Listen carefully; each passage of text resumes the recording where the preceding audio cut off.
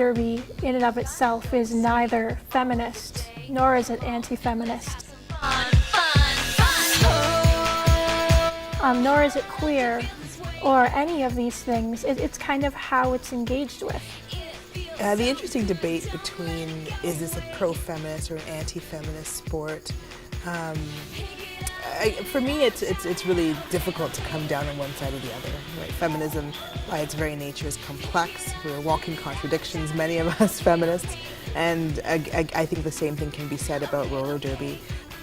I don't like the idea of women being in fishnet tights and playing up these Barbie-like images and calling it feminist, and it's not something that I can call feminist, but at the same time I can't condemn somebody for wanting to dress a certain way, or often that's a persona. You know, somebody would never dress this way in their everyday lives, and being on the track and roller derby gives them an opportunity to kind of play up some of these things.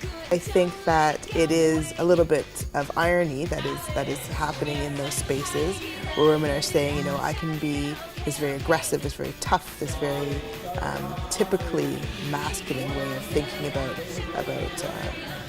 sport in this very feminine and feminized and sexy way. I do understand that that might be seen as exploitation, or that might be seen as objectification, but I guess I'm not as convinced that it's that black and white. With women, it's usually you've got two different roles. You can be the Madonna or the whore.